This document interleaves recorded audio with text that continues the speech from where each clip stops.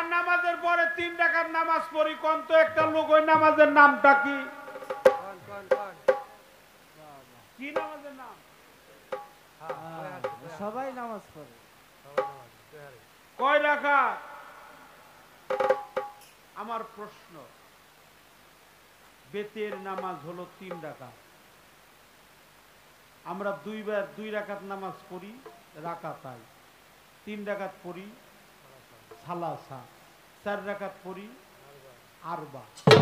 কিন্তু আমার জানা দরকার বেতের নামাজটা আমরা পড়ি 3 রাকাত, একবার তাকবীর তাহরামে দিয়ে আল্লাহু আকবার, নাওয়াইতু আন উসাল্লিল্লাহি তাআলা রাকাতাই সালাতিল ফজরে ফারদুল্লাহি তাআলা মুতাদ্দান লিল কাবাতি শরীফাতি আল্লাহু আকবার। যদি ইমামের পিছনে পড়েন একটা দায়িত্ব বিহাজাল ইমাম। কিন্তু নামাজ হলো 3 রাকাত, বলতে হয় সালাসা, তাকবীর দিতে হয় 2টা, ঠিক কি না? একবার তাকবীর দেন, আবার ওটা ভেঙ্গে আবার আল্লাহু আকবার, আল্লাহু আকবার যখন দেন তখন দিয়ে গেলাম হইলো রুকুতে, রুকুতে যাইয়া দিলাম হইলো সেজদা। আমার জানার দরকার ওখানে একটা দোয়া আছে, ওই দোয়াটা পাঠ করতে হয়, যার নাম হলো দোয়ায়ে কুনুত। আমি জানতে চাই 3 রাকাত নামাজে 2 বার তাকবীর দিতে হয়, তার কারণটা কি? এই নামাজের উৎপত্তি স্থল কোথায়? এটা সর্বপ্রথম পড়ছিল কে? আমার কাছে প্রশ্ন রেখেছি, দেখা গেল আবার অভিনয় করলো সাথী। কেমনে নামাজ পড়তে হয়, কেমনে রুকু সেজদায় যেতে হয়, আমার কাছে মনে হলো সেও নামাজ পড়ে, কারণ নামাজ পড়ার ফকির পেয়ে গেছি নাকি। তো এইখানে কিন্তু আমার প্লাস পয়েন্ট যে ভালো লাগলো, বারবার একটি কথা বলছে যে শুনেন, আমি কোনো শরীয়তের আলেমদেরকে দোষী করব না, গীবত করব না। হ্যাঁ, আমি পরচর্চা করতে পছন্দ করি না। আপা, এই কথাটাই আমার জানার ছিল। কি বলেন? যে আমিও চাইছিলাম এই কথাটা তার নিজের মুখ দিয়ে প্রকাশ করুক, যে আসলে গীবত চর্চা করা ঠিক না। আল্লাহ তাআলা নিজেই বলছে যে গীবত চর্চাকারীকে আমি পছন্দ করি না। আর গীবত যারা চর্চা করে সব সময়, সে তার মৃত ভাতার গুস্ত খাবে। ভালো লাগলো কথাটা শুনে। আসলে তো কাজের কথাই বলে শেষ করতে পারি না, আবার গীবত চর্চা কখন আমরা করব? এই যে দেখেন, পালাটা আমি যখন স্টাডি করি তখন কিন্তু আমার মুখে সব সময় পাক পাঞ্জতনের কথা ছিল, খেয়াল করছেন কিনা? খাজা বাবার কথা ছিল, বড় পীরের কথা ছিল, মাওলা হযরত আলীর কথা ছিল, নবীজির কথা ছিল, নবীজির ইসলাম প্রতিষ্ঠিত করার জন্য কি কি কষ্ট করেছে সেই সময়তে অনেকগুলো লোক এখানে এসেছিল। ওই কথাটা পুরো শেষও করতে পারি নাই, একটা আলোচনায় কিন্তু আমি সম্মুখীন হয়েছিলাম। কিন্তু আমি এই যে পালাটা যখন শুরু করলাম, শরীয়তের পালা, এ কথাটা উনি এই জন্যই বললো, অনেকেই শরীয়ত মারফতের পালা করলে একজন আরেকজনকে গীবত করে। শরীয়তের যিনি আলেম সে মারফতের ফকিরকে বলে যে তোমার মারফত ভালো না, তুমিও ভালো না।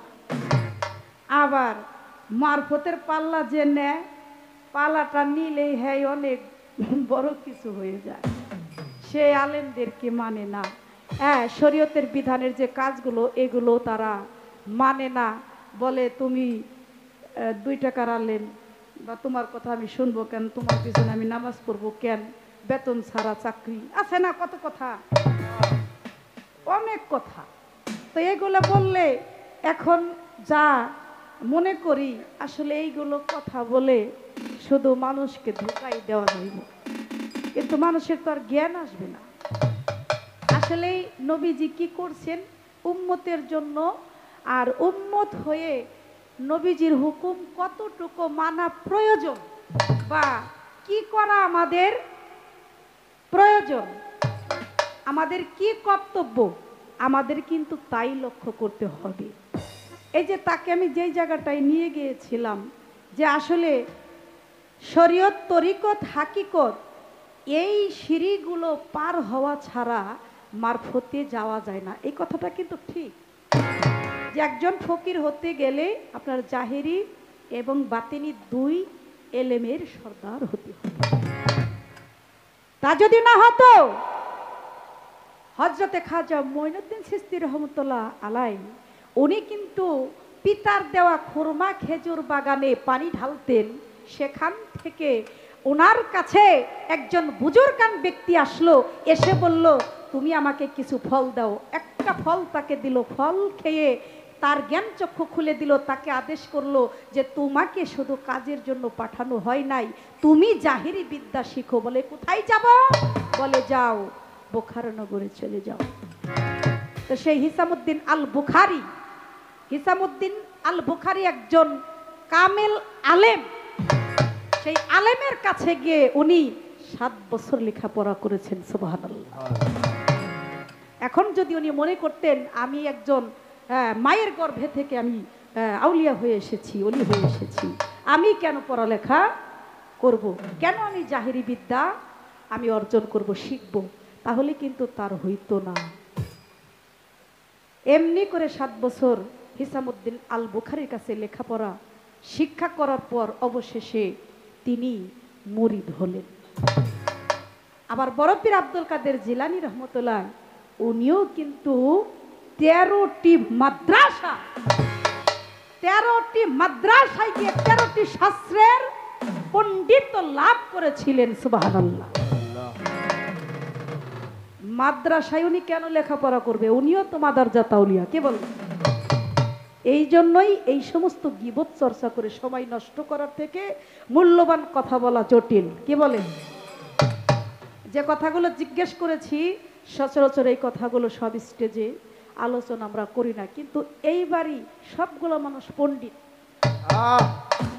এই 8টা ভাই পণ্ডিত, বেশি পণ্ডিত শহীদুল। হ্যাঁ খালি বলবো পুরান কথা কিন্তু কইবা না, নতুন কথা কইবা। এই জন্য ভাই আপনাকে নতুন 2টা প্রশ্ন করছিলাম, সুন্দর মীমাংসা করছেন, শিল্পী ভালো, জবাবটাও ভালো। এখানে তো আর আমার কোনো কথা নাই, কারণ আমি শেষরামি করে গান গাওয়া বাদ দিছি। আমি আর শিল্পী গো এখন খালি ভালোবাসি, আই লাভ ইউ। শিল্পী গো ভালো না বাসলে শিল্পীরা কয় আমি আর হের সাথে গান গাব না। এই জন্য শিল্পীদেরকে খালি ভালোবাসি, তার মধ্যে শরীয়ত সরকার কেউ আই লাভ ইউ। কারণ আপনি সুন্দর জবাব দিচ্ছেন, জবাবের কোনো অভাব নেই, এই জন্য আই লাভ ইউ। আপনি জবাব দিয়েছেন, আমি শুনছি, আর আপনি আমার প্রশ্ন করেছেন, আমি জবাব দিয়ে আবার আপনি শুনবেন।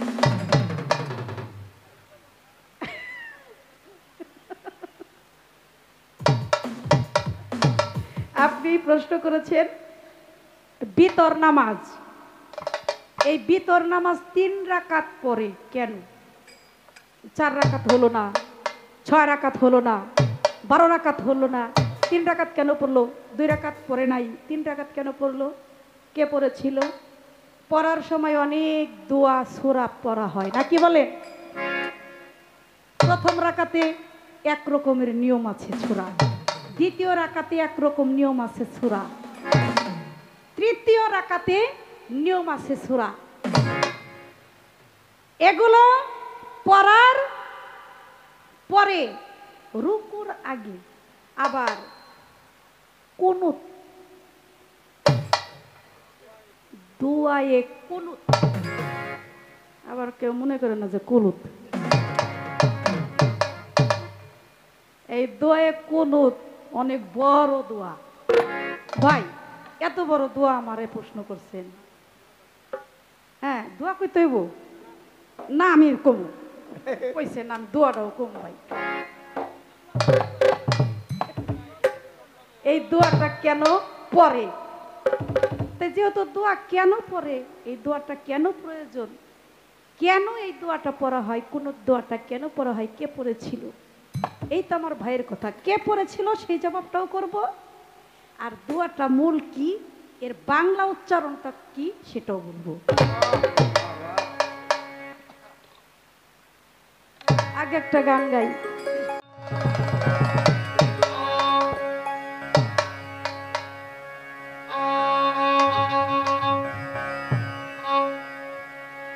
হজ যাকাত আর নামাজ রোজা করতে কইছে নবী, ভাইরে ভাই করতে কইছে নবী, আরে ফকির ভাই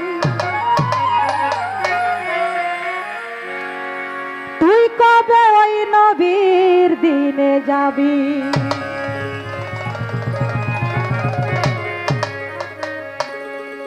আমি কিন্তু আপনার সাথে তুই তামারি করতেছি না, আপনি মনে ব্যথা দিন না। আমার বাবা রশিদ সরকার ভালোবাসা এইভাবে গান লিখত, এই জন্য ওনার গানটা গাইতেছি। কিন্তু আমি তো আপনারে সবসময় আসসালামু আলাইকুম,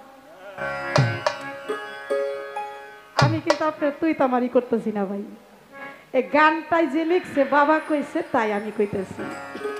তুই কবে ওই নবীর দিনে যাবি আমার ফকির ভাই, তুই কবে ওই নবীর দিনে যাবি, তুই কবে ওই নবীর দিনে যাবি আমার ফকির ভাই, তুই কবে ওই নবীর দিনে যাবি।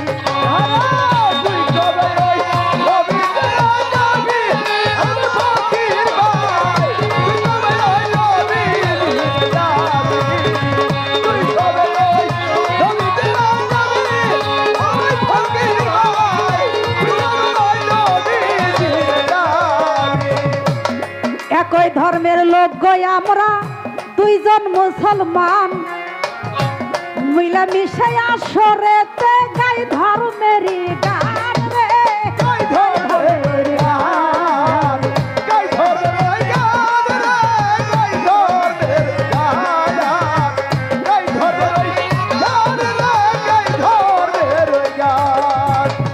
একই ধর্মের লোক গই আমরা দুইজন মুসলমান, মিলামিশায় আসরেতে গাই ধর্মের গান রে, গাই ধর্মের গান।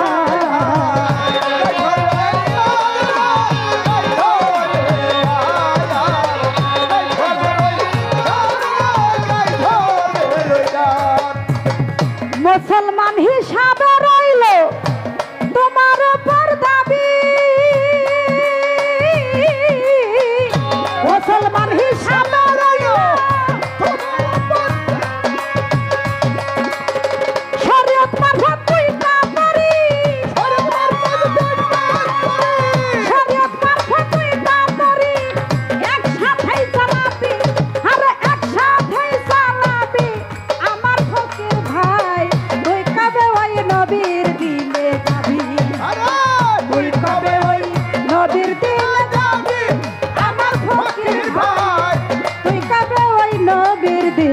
যাবি।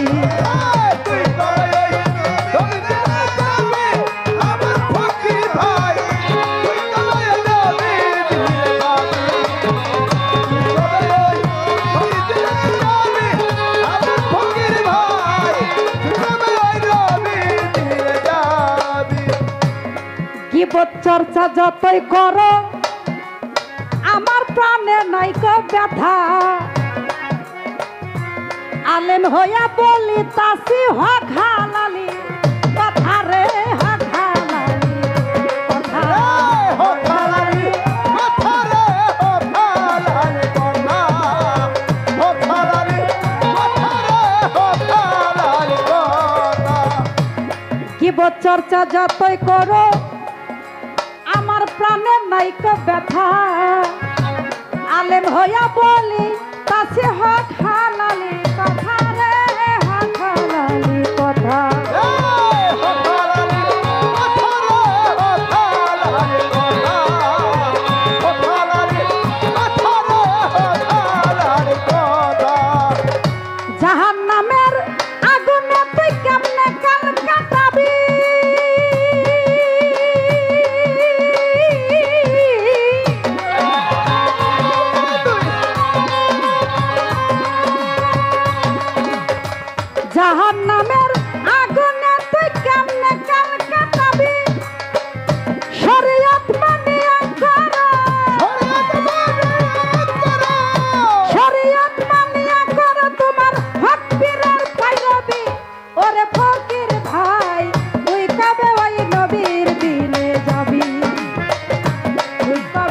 নবীর দিনে যাবি আমার ফকির ভাই তুই কবে ওই নবীর দিনে যাবি তুই কবে ওই নবীর দিনে যাবি আমার ফকির ভাই তুই কবে নবীর দিনে যাবি তুই কবে ওই নবীর দিনে যাবি আমার ফকির ভাই তুই কবে নবীর দিনে যাবি যেদিন আজরাইল এসে বান্ধারে নিবে হারাইবে দিশে যুক্তি দিয়া যুক্তি মিশাইবা বই মিশাইবা কিসের বই মিশাইবা কিসে ওই মিশাইবা কিসেরে ওই মিশাইবা কিসে ওই মিশাইবা কিসেরে ওই মিশাইবা কিসে সুন্নত ফরজ ও আজ নফল একসাথেই মানিবি সরকার রশিদ বলে পারের সম্বল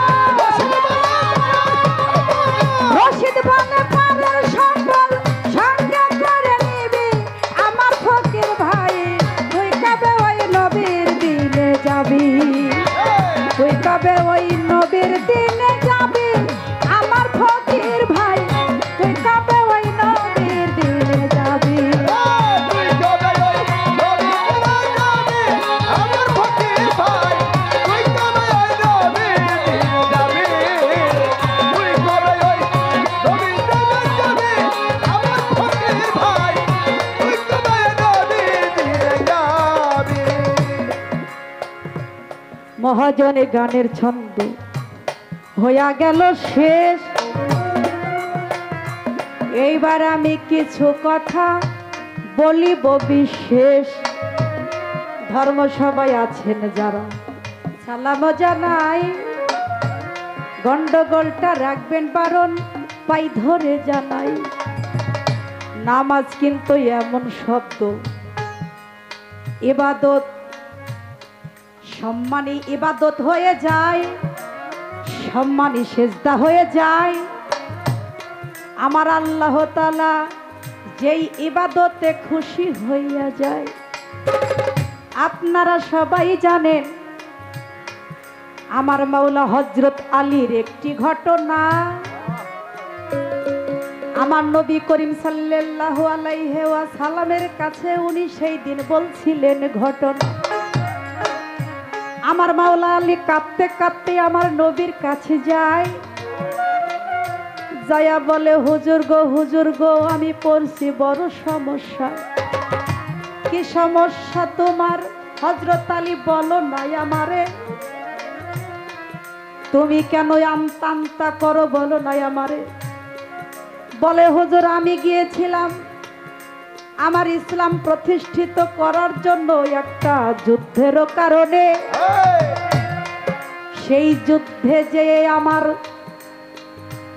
সমস্যা হয়েছে আপনি এই সমস্যার সমাধান করিবেন এখনই বলে কি হয়েছে হযরত আলী তুমি এমন করো কেন বলে হুজুর কো যুদ্ধ করতে যায় আমার পায়ের মধ্যে তীর বেঁধে তীর ভিতরে ঢুকে গেছে খুলতে পারি না আপনি এর সমাধান করেন না এখনো আমার হুজুর একটু ধ্যান যোগে চেয়ে উনি ধ্যানের মাধ্যমে দেখে এই তীরটাই এমন ভাবে তার পায়ে লেগে আছে ভিতরে বেঁধে আছে খোলা সম্ভব নয় তীর ধরে যত টানাটানি করবে শুধু রক্তের হবে ক্ষয় আমার নবীজি বলেন শোনো হযরত আলী শোনো মন দিয়া এই মুহূর্তে তুমি চলে যাও সম্মানের ইবাদতের লাগিয়া আমার আল্লাহ তোমার সম্মানের ইবাদত এখনই তোমার কাছে চাই আমার হযরত আলী নবীর কথা মতো ইবাদত করার জন্য যায় ওযু করে উনি পবিত্র হয়ে যায় নামাজ বিছায়া উনি যায় নামাজে দাঁড়িয়ে নামাজের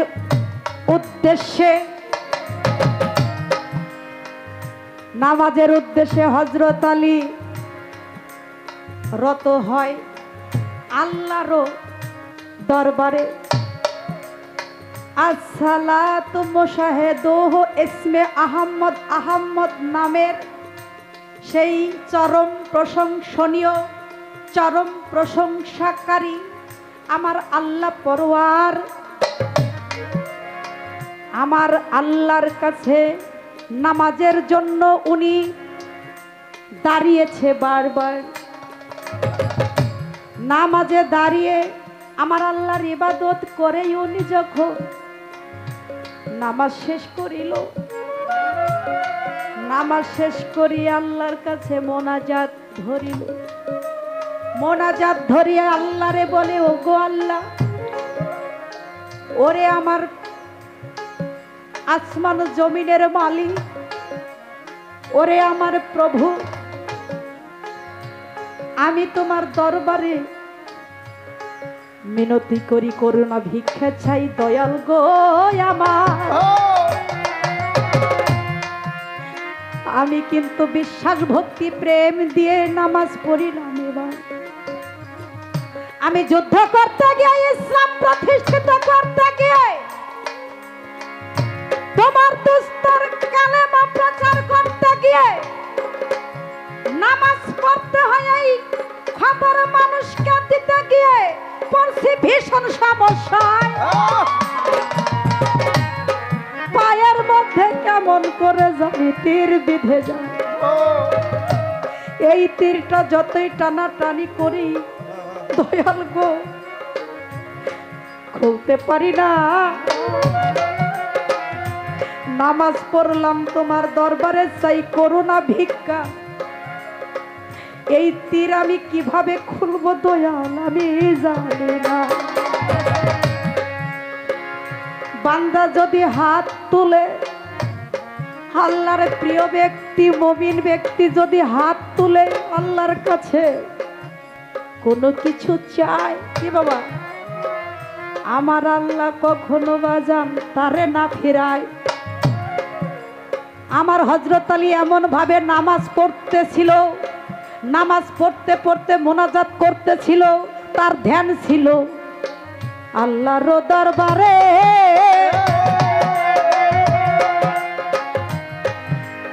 এদিকে তার যাই নামাজটা ভিজে গেছে, রক্ত লাল হয়ে গেছে। হযরত আলী একটু টের পাইল না তখনে।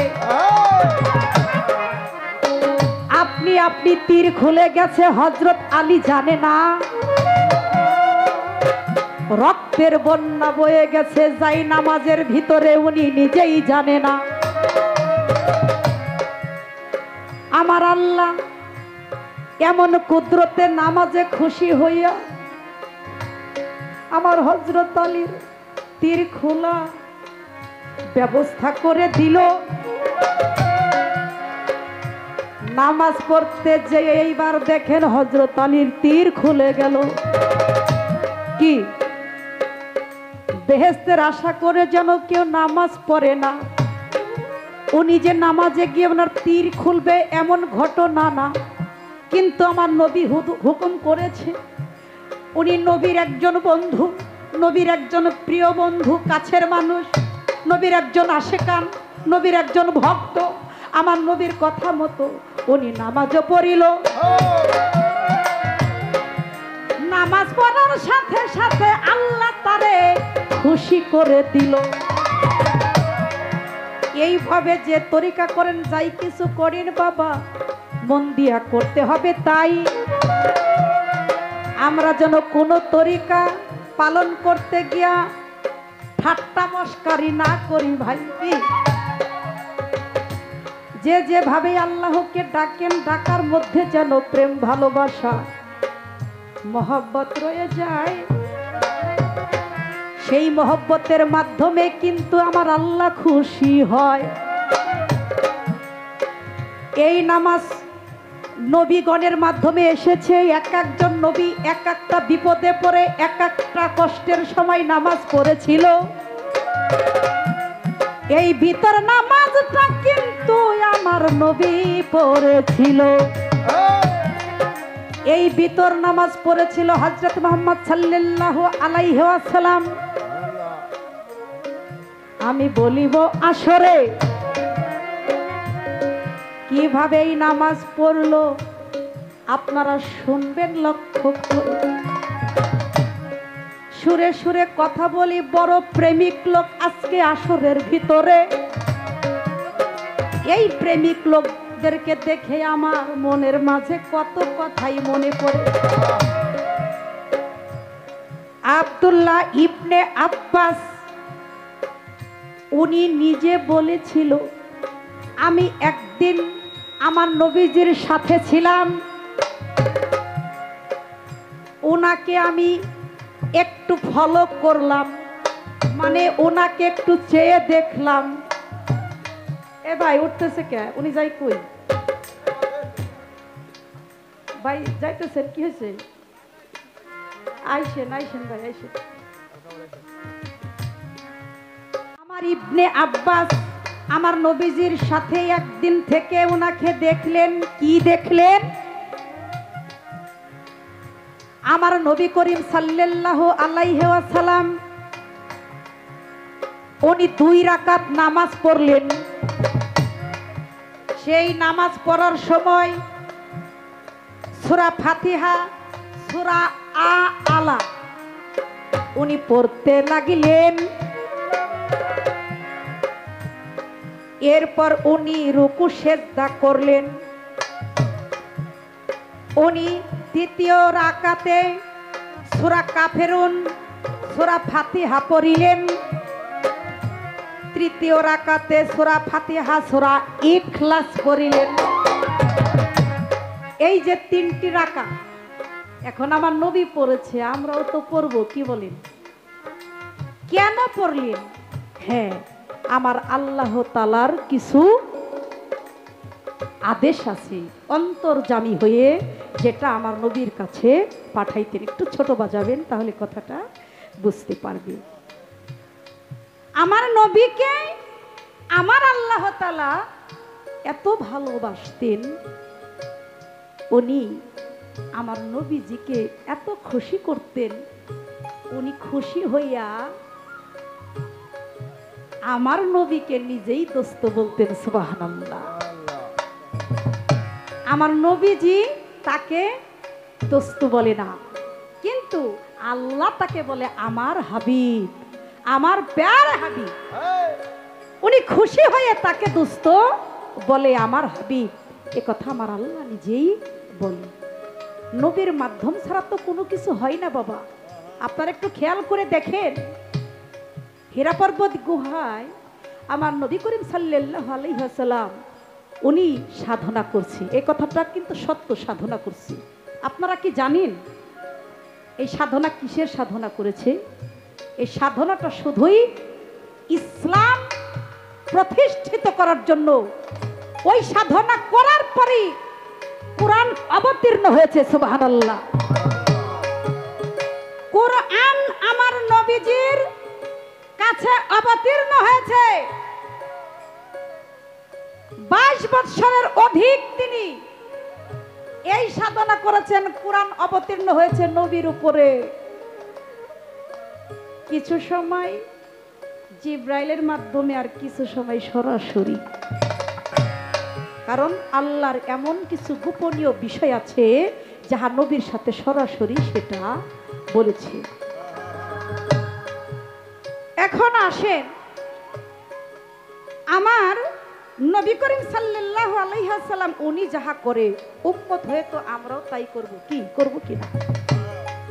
সেদিন ইবনে আব্বাস প্রমাণ করেছেন যে 3য় রাকাত নামাজ যখন উনি পড়লেন, ফাতিহা ইখলাস শেষ করার পর রুকুর আগে আমার নবী করিম সাল্লাল্লাহু আলাইহি ওয়াসাল্লাম উনি দোয়ায়ে কুনুত পড়েছিলেন। সুবহানাল্লাহ। অনেকে নামাজ পড়েন, বেতন নামাজ পড়েন, কুনুত দোয়াটা পড়েন না, বা যারা না পড়েন তারা শুনে যান। নবীজি পড়েছে, আপনারাও পড়বেন। এটার অর্থ তো অবশ্যই আছে। আচ্ছা, এবার এই কুনুত যে পড়েছেন, যারা বিশ্বাস করেন না তাদের জন্য একটা দলিল রয়ে গেছে, কিতাবুল হুজ্জা। এই কিতাবুল হুজ্জা এই কিতাবটির মধ্যে প্রমাণ রয়েছে যে নবীজি কোন দোয়াটি উনি রুকুর আগে পড়েছেন।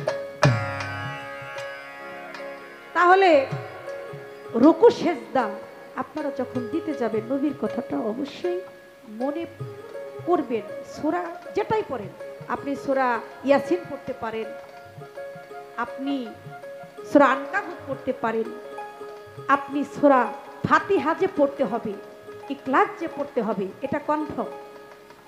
আপনি যে সূরা পড়েন, আপনি যদি সবসময় যে আপনার দুটি সূরা পড়তে হবে এমন কোনো কথা না। আমার নবীজি পড়েছে, যাদের জানা নাই তারা একটি সূরাও পড়তে পারবেন। যাদের দুটো সূরা জানা আছে আপনি দুটো সূরাও পড়তে পারবেন, কিন্তু পড়ার মধ্যে যেন বারবার পড়ার মধ্যে যেন আল্লাহকে হাজির নাজির। তাহলে কোন দোয়াটি পড়ি, আল্লাহুম্মা ইন্না নাস্তাই দিনুকা ওয়া নাস্তাক ফিরুকা ওয়া নু দিনু বিকা ওয়া নাতা ওয়াক্কাল আলাইকা ওয়া নুসমি আলাইকাল খাইর ওয়া নাসকুরুকা ওয়ালা নাক ফুরুকা ওয়া নাখলা নুসল্লি ওয়ালাম জুদু ওয়া ইলাইকা নাসওয়া ওয়া নাহফিদ ওয়া নারজু রাহমাতাকা ওয়া নাকশা আজাবাকা ইন্না আজাবাকা বিল কুফকারি মুলহিক। এই দোয়াটি আমার নবী করিম সাল্লাল্লাহু আলাইহি ওয়াসাল্লাম পড়তেন। আপনারাও একটু কষ্ট করে মুখস্থ করে আপনারাও পড়বেন। এবার কেন পড়তেন? হ্যাঁ, কেন পড়তেন? এই জন্যই আল্লাহ তাআলা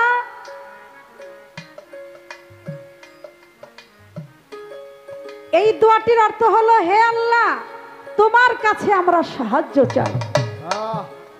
আপনারা জানেন না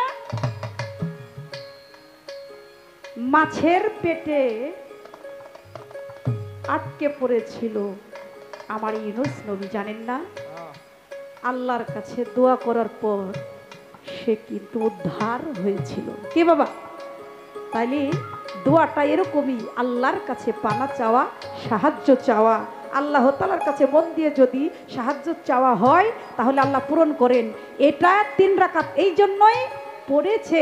আল্লাহ তাআলার সাথে কিছু গোপন আলাপ আছে, গুরুত্বপূর্ণ কিছু আলাপ আলোচনা আছে। এই দোয়াটির মানে হচ্ছে গুরুত্বপূর্ণ আলোচনা আল্লাহর কাছে রাখা হয়, আল্লাহ তার মনের আশা পূরণ করে, সঠিকভাবে রাখতে পারে।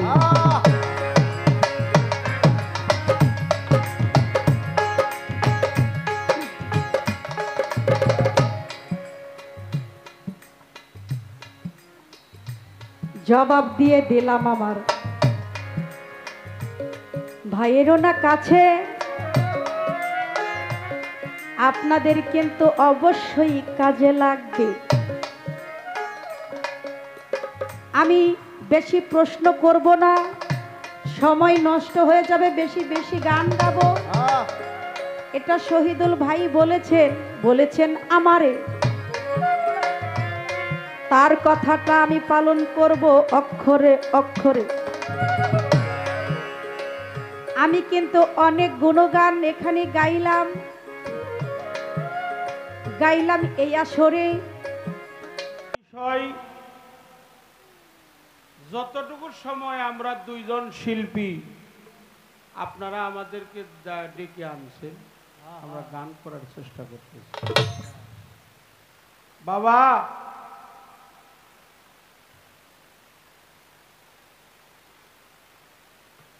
পরিবেশটা যদি ভালো হয় তাহলে সেখানে ভালো গান হয়। আপনারা যারা মুরব্বী আছেন আমি আবারও বলি, পায়ে ধরে কই সামনে একটু বসে, সবাই সামনে আসে, বসলে ভালো হয়। দয়ালরা সব সামনে। আমার বাড়ি আইসা একটু ঠান্ডা পানি খাইয়া দাও। খেয়ে যাও। বাহ, রোদের মধ্যে হাল বাও, তুমি রোদে পুরে তোমার গাও। মাই গেছে তার মায়েরে দেখলে, বাজান গেছে বাজারে, আরে আরে ভাই গেছে তার শ্বশুর বাড়ি, একলা রেখা আমার।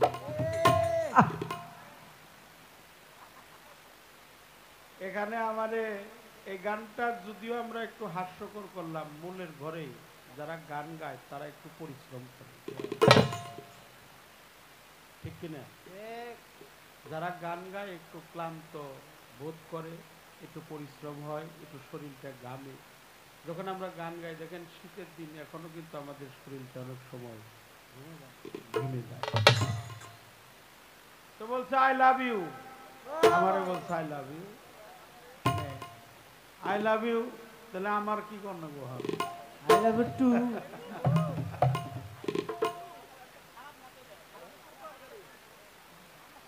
না, আমিও আই লাভ ইউ টু। মানে সেও আমারে ভালোবাসে, আমিও তারে ভালোবাসি। এই ভালোবাসার উপরে কোনো দলিল নাই। কারণ হইল কাগজে লিখলে নাম সে কাগজটা ছিঁড়ে যাবে, পাথরে লিখলে নাম পাথরটা ক্ষয়ে যাবে, আর হৃদয়ে লেখে নাম সেই নাম রয়ে যাবে। ভালোবাসাটা আমাদের শ্রদ্ধেয় স্যার মান্না দের একটা গানের বাণী। ভালোবাসার কোনো দলিল লাগে না, আমি আপনাকে ভালোবাসি, আপনি আমাকে ভালোবাসেন। আশেকানের কোনো ফতোয়া নাই বাবা, আশেকানের ফতোয়া আছে? লা ফতোয়া ইলাল আশেকিন, আশেকানের কোনো ফতোয়া নাই।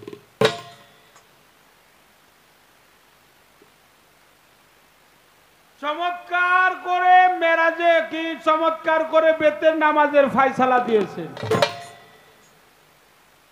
বেতের নামাজ 3 রাকাত হওয়ার কারণটা কি, কে পড়ছিল, কার সাথে পড়ছিল, কোন দোয়া পড়ছিল, দোয়ায় কুনুতি কেন বা সেখানে লাগলো, দোয়ায় কুনুত আমাদেরকে পাঠ করে শুনিয়েছে।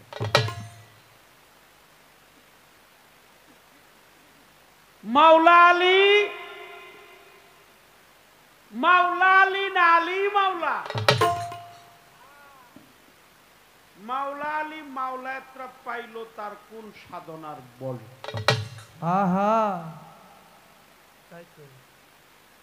প্রিয় নবী নূর নবী, আমরা সকলে বলি সাল্লাল্লাহু আলাইহি ওয়াসাল্লাম। নূর নবী বলছেন আমি যার মাওলা আলী তার মাওলা।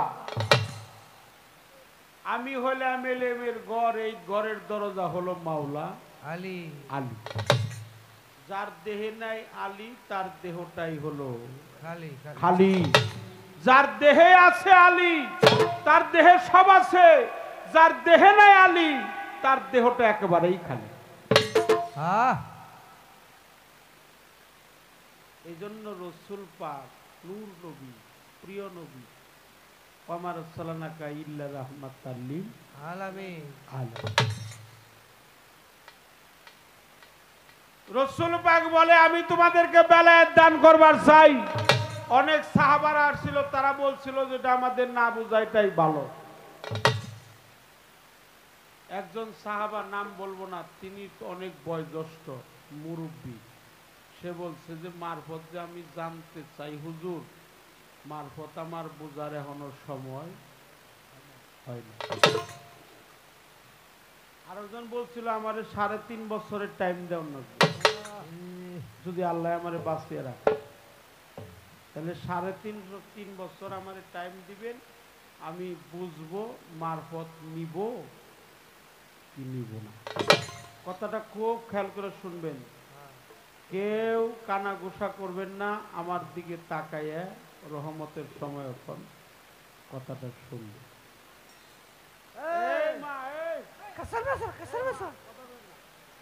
চাচি যান গা, চাচা ডাকতেছে।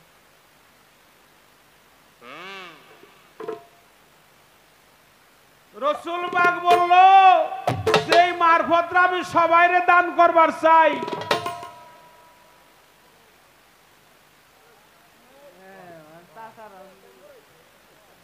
কেউ নিবার চায় না, হাই রে হাই মারফতরা আমি দেই কারে।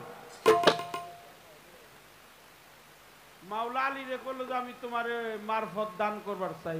মাওলা আলী বলছিল আমার তাড়াতাড়ি দেন, আমার দিন তো অবহেলায় চলে যায়। বলে আজকে রাতে তুমি আমাদের বাড়িতে আসবে, আমি নবী, তুমি আলী, এই দুইজন আমরা একই ঘরে শয়ন করব, মারফতরা লেনা দেনা করব। এটা সিনার এলেম, সিনাই বেদ, সিনার মধ্যে প্রবেশ করে।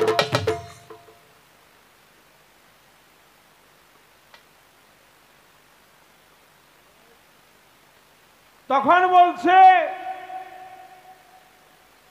মা আয়েশা সিদ্দিকা রাদিয়াল্লাহু তাআলা আনহা, আমার হুজুর পাকের সহধর্মিণী কনিষ্ঠ,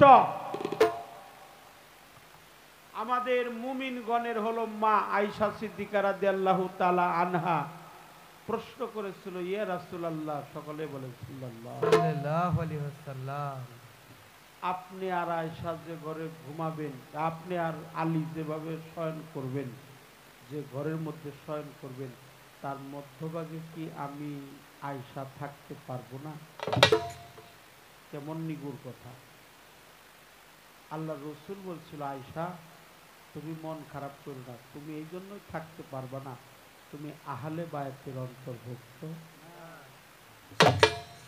অন্তর্ভুক্ত হলো নবী, আহলে বায়াতের অন্তর্ভুক্ত আলী, আহলে বায়াতের অন্তর্ভুক্ত ফাতেমা, আহলে বায়াতের অন্তর্ভুক্ত মাওলা ইমাম হাসান, আহলে বায়াতের অন্তর্ভুক্ত মাওলা ইমাম হোসেন। আমরা পাকে বান্দা তোর আনা ফাতেমাতুল মিন্নি আনা ফাতেমা, ফাতেমা আমা হইতে, আমি ফাতেমা হইতে, আনা আলিউন মিন্নি আনা আলী, আলী আমা হতে, আমি আলী হতে, আনা হাসান হুসেন মিন্নি আনা হাসান হুসাইন, ওরা দুই ভাই হতে, আমরা দুই ভাই হতে, আমরা পাকে পাঞ্জা তোর এক জায়গায় ছিলাম, এক জায়গায় আসছি, এক জায়গায়। তো আয়েশা সিদ্দিকা বললো যে আমারে যখন হুজুর রাখতে চাইলো না ওই ঘরের মধ্যে, আমি দেখতে চাই ওনারা ঘরের মধ্যে কি করে। বেড়ার কাছে কান নিয়েছিলেন, শুনতে চেয়েছিলেন কি করে, চোখ লাগাইছিলেন, বেড়ার কাছে উকি দিছিলেন, দেখতে চেয়েছিলেন কি করে, কিন্তু ঘরের ভিতরে তাকিয়ে দেখে আল্লাহর নবীও নাই, মাওলা আলীও নাই। কাবা ঘরে কার জন্ম হয়েছে? কাবা ঘরে কথা কন না, মাওলা আলী। আর কি কারো জন্ম হয়েছে? পৃথিবীর জন্ম লগ্ন হতে অদ্যাবধি পর্যন্ত পবিত্র কাবা ঘরে আর কারো জন্ম হয় নাই। একজনই হয়েছে, তার মায়ের নেশাব হয় নাই। নেশাব মানে রক্ত পড়ে নাই, কারণ আল্লাহর পবিত্র ঘরটা হলো কাবা, হলো পবিত্র। নেশাব হলে কাবা ঘরটাও পবিত্র হইতো। এই জন্য ফাতেমা বিনতে আসাদ মাওলা আলীর মা আবু তালিবের সহধর্মিণী, তার ঘরে ভূমিষ্ঠ হয়েছে মাওলা আলী, তার নেশাব হয় নাই। আমার মা ফাতেমা বিনতে আসাদ মাওলা আলীর মা, সেও পবিত্র, মাওলা আলীও পবিত্র। সুবহানাল্লাহ বলি, সুবহানাল্লাহ। মাওলা আলী পবিত্র, আল্লাহর কাবা ঘর পবিত্র, নূর নবী পবিত্র, ফাতেমা বিনতে আসাদ পবিত্র।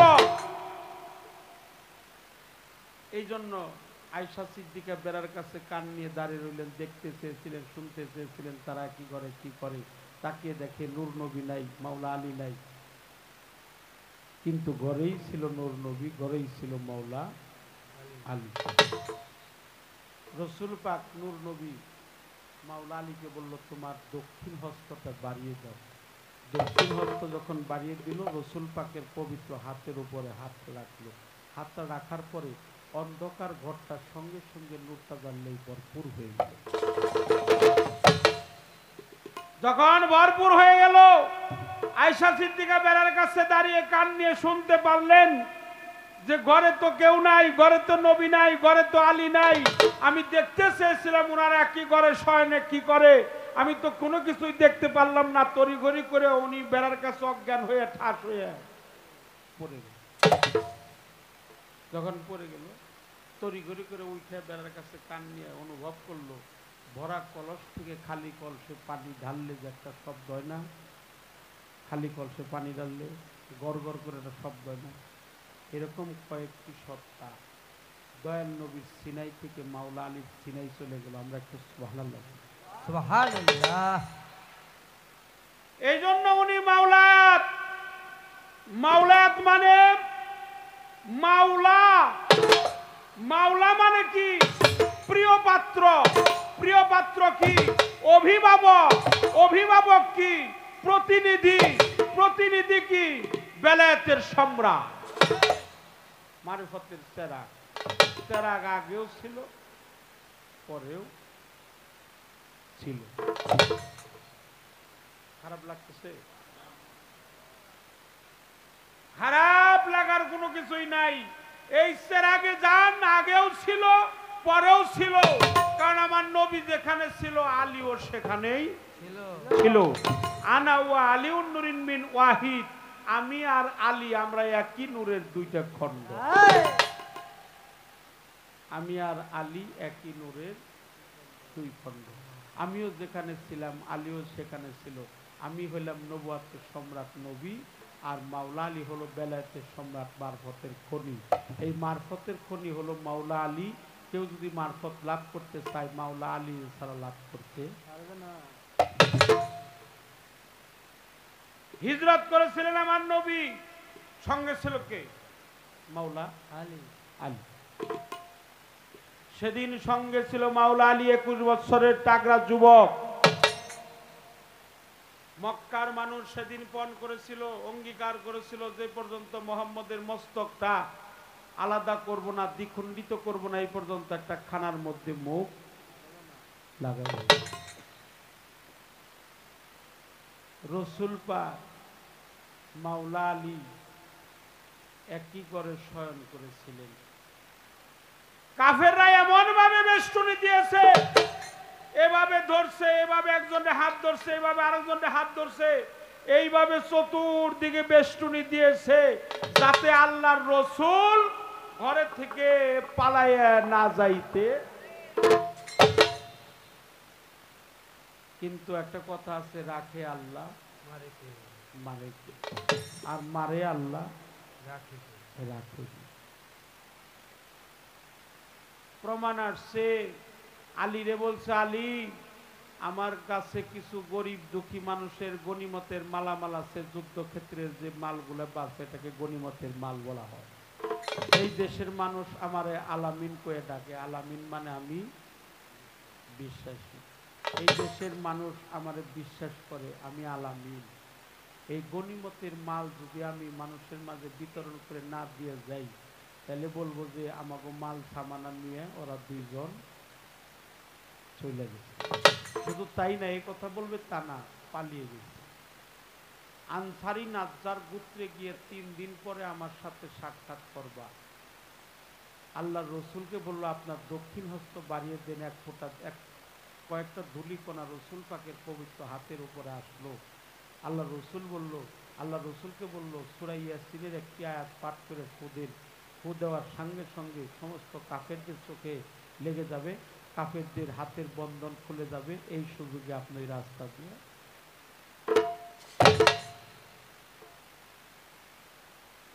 প্রমাণ আসছে। আল্লাহ রসুলকে বলছে, রসুল হে আমার দুস্থ, হে আমার হাবিব, ওই যে ধূলিকণা আপনি ফুৎকার দিলেন, দিয়ে সমস্ত কাফেরদের চোখে মুখে লাগালেন, ওই ধূলিকণার মধ্যে ফুৎকার আপনি দেন নাই, ওটা আল্লাহ আমি নিজেই দিয়েছি। সুবহানাল্লাহ। এইসব কথা সব স্টেজে বলা যায় না। সব স্টেজে কি উদয় হয়? না। এই জায়গাটা ভালো, যে জায়গাটা আইছি এই জায়গাটা অনেক ভালো, অনেক উত্তম। স্থান, কাল, পাত্র। স্থান ভালো, জায়গা ভালো, কাল ভালো, সময় ভালো। এটা জৈনুদ্দিন চাঁদের গোলাম আরজু চান, মালেক চান, আমার শহীদুল চান। ধূলিকণা আল্লাহ ছিটাইছে, আল্লাহ রসুলকে জানিয়ে দিয়েছে, আপনি ছিটান নাই, আপনি ছিটান নাই। ওই ধূলিকণা ছিল আপনার হস্ত মুবারকে, কিন্তু ফুৎকার দেন নাই আপনি, ওটা আমি আল্লাহ নিজেই দিয়েছি। ফুৎকার যখন দিছে, ধূলিকণা চোখে লেগে গেছে, এই সুযোগে রসুল বের হয়ে গেছে। মাওলা আলী একটা চাদর দিয়ে সর্বাঙ্গ ঢাইকে ঘরের মধ্যে শুয়ে রয়েছে।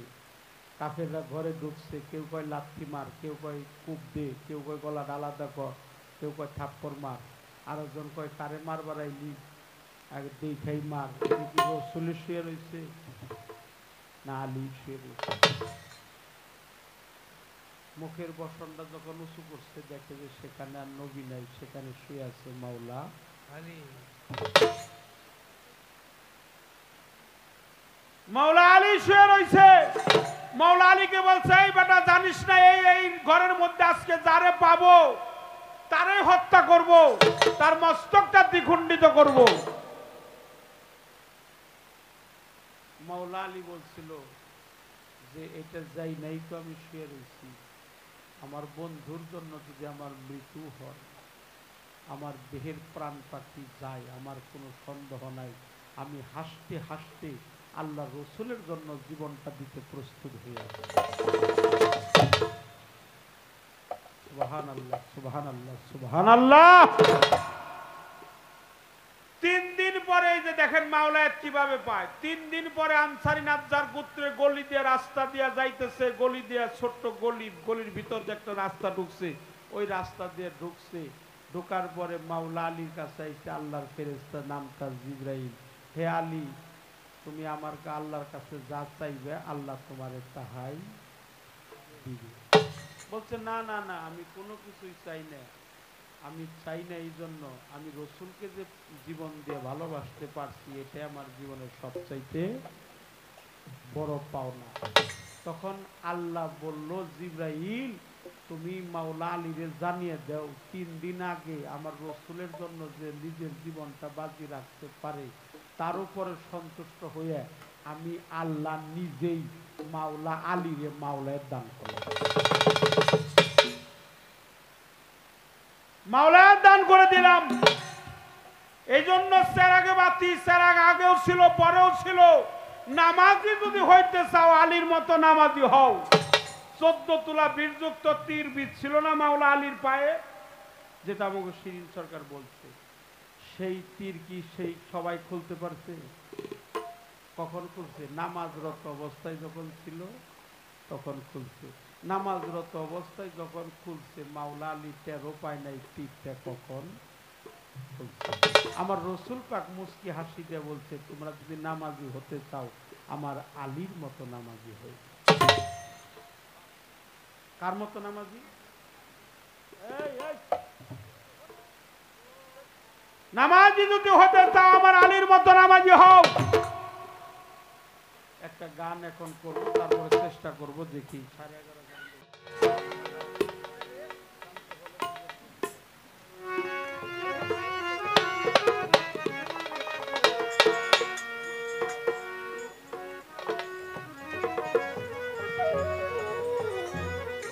এই জন্য চমৎকার গান করেছে, চমৎকার প্রশ্নের জবাব দিয়েছে, আমি তাতে সন্তুষ্ট, অনেক সন্তুষ্ট।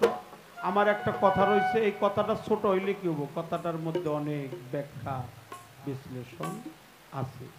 মূলের জাকাতটা কি মানুষ জানতে হলে নিগুড় তত্ত্ব,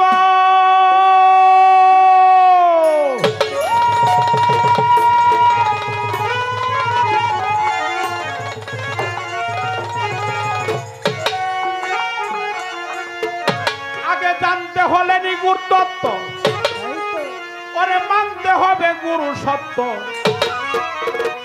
নীলান্বিত দেখবে যার সাক্ষাতের গোপন পথে, সাধনাশা থাকতে চলো মারফতে। সাধনাশা থাকলে চল মারফতে, গোপন পথে সাধনাশা থাকলে চল মারফতে। সাধনাশা থাকলে চল মারফতে, গোপন পথে সাধনাশা থাকলে চল মারফতে। কুলবিল মুমিনিন আরশে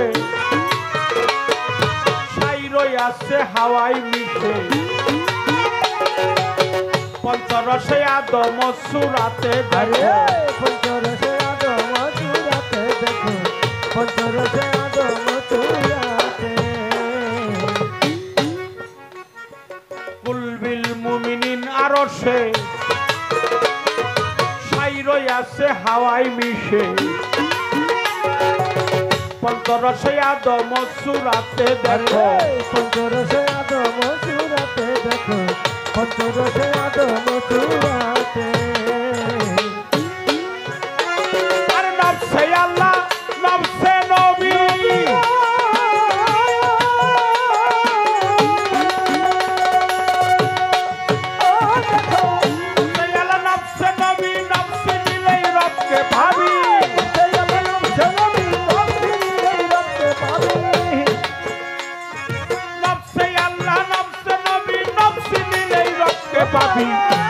বিবি তিনজনাই একসাথে পাবি হাওয়া বিবি তিনজনাই একসাথে রে গোপন পথে সাধনা থাকলে চল মার পথে আগে সাধনা থাকলে চল মার পথে গোপন পথে সাধনা থাকলে চল মার পথে আগে সাধনা থাকলে চল মার পথে গোপন পথে সাধনা থাকলে চল মার পথে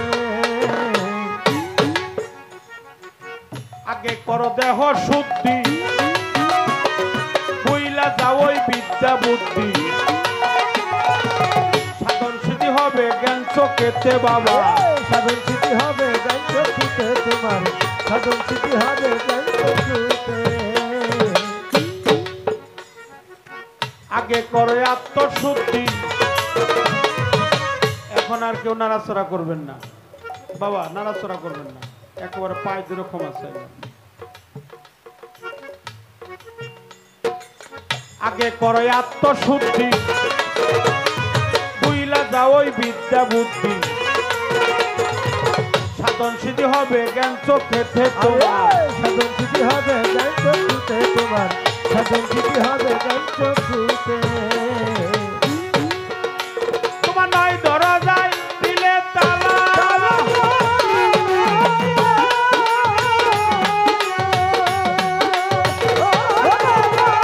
নয় ধরা যায় দিলে তালা বন্ধ হবে রিপুর জ্বালা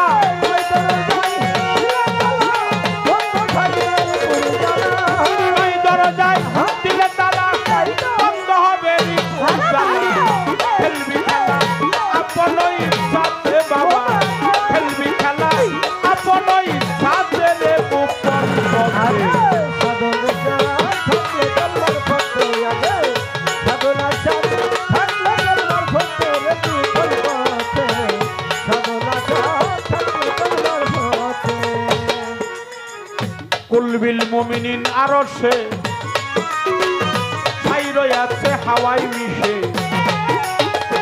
পঞ্চরসে আদম সুরাতে বাবা পঞ্চরসে আদম সুরাতে দেখো পঞ্চরসে আদম সুরাতে কুলবিল মুমিনিন আরশে ছাই রয়াছে হাওয়াই মিশে পঞ্চরসে আদম সুরাতে বাবা পঞ্চরসে আদম সুরাতে দেখো পঞ্চরসে আদম সুরাতে আরে তোমার নয় দরজায় দিলে তালা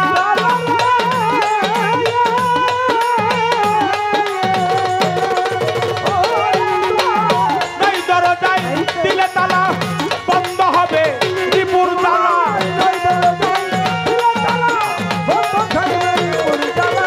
নয় দরজায় দিলে তালা বন্ধ হবে রিপুর জ্বালা খেলবি খেলা আপনই সাথে বাবা খেলবি খেলা আপনই সাথে রে গোপন পথে সাধনা থাকলে চলবার পথে আগে সাধনা থাকলে চলবার পথে রে গোপন পথে সাধনা থাকলে চলবার পথে আজকের সাউন্ড সিস্টেম অনেক ভালো ধন্যবাদ জানাই আজকে আমার জৈনদ্দি বাবার পাক দরবারে ভক্তি রেখে যাই মুর্শিদি প্রেমের পাগল যারা তারে দেখলেই চেনা যায় উপরে তার দেখতে রে ভালো রে বাবা রে তার ভিতর পুইরা ছাই বাবা কেউ নাড়াচাড়া করবেন না